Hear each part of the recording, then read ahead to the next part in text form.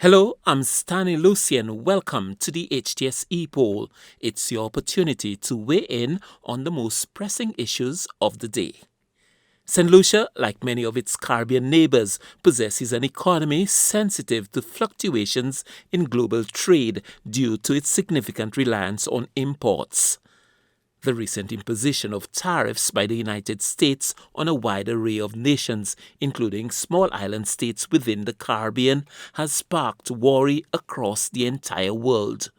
These tariffs could potentially lead to higher costs for essential goods, thus increasing the financial pressures faced by citizens. Important sectors such as tourism and construction, both of which depend heavily on materials sourced from abroad, might also experience adverse effects. Adding to these challenges, major global economies have threatened retaliatory tariffs on the United States, further escalating global trade war and causing stock markets to tumble. The government is formulating plans to minimize any detrimental economic consequences. So we ask, can St. Lucia and the wider Caribbean weather the tariff trade war? We took to the streets to get your opinion, and here's what you had to say. The tariff trade, yes, it will impact St. Lucia and the rest of the Caribbean islands, but St. Lucia has to diversify with the other islands, and they can come together to minimize the impact of the tariff trade. Whatever America has done, St. Lucia and the Caribbean must put things in place to manage the movement. Oh yes, most definitely. As long as we put our heads together and we trade more regionally, I believe we can, because we import more from the US and we export little, so the tariff will not have a significant effect that much, and the government has put a task force together. So I believe, yes, I believe they're working on it, and I believe, yes, we'll be able to weather it as long as we put our heads together.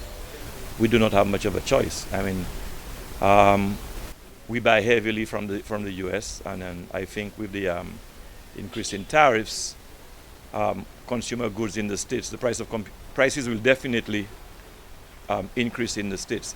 Whether we can use alternative markets, even that might be difficult, because we seldom import from places like South America and stuff like that. So with a price increase in the States, which will definitely happen because of the tariffs, it will also affect us, because we buy so heavily our consumer products from the States. The other way around, what is it that we send into the States? Because we export mainly food products, food produce to the States, and then again, the tariff will be on those agricultural produce. So these products will end up being a little more expensive to the American consumer. It might not affect our exports as such, because the Americans will still have to buy the agricultural produce. Well, they won't weather it because it will impact our country, well, the Caribbean. So what we should do is we should put a task force in place to see how we could maneuver and go around that. Or if it's not that, we'll just have to trade with another country. But one thing I can say, what goes around comes around. Because if you squeeze somebody else, remember one day it will come back and haunt you. Of course, we can weather that easy. All we have to do is look inwards. Agriculture is the key. We have to take a page from Burkina Faso in Africa. How in 3 years they were able to develop so much. We could do the same thing. We have enough soil, we have enough people, and we can do our own thing. Just grow the food, grow the soil, make the soil work.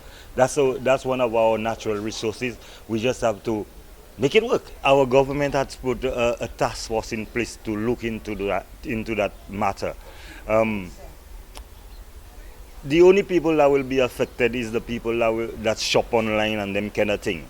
Looking outwards, we have to start looking inwards. There are things that are beyond our control, and what the government has to do is put things in place and prepare for those kind of things. The thing about it, we need to understand, it has nothing to do with who's in office, whether it's UWP or Labour. You see, it is the state, and the state has to prepare and prepare You know, they had to prepare for these kind of things because we have no control over that, you know. We import all kind of products. What we have to do is look at diversity, eh? You diversify. Also too, all the islands within the region has to come together and see if we can trade between ourselves and look at Latin America. This is basically where we have to go. Whatever they do down here, they come down to the Caribbean, even if they come on sightsee, but it brings a little income to us.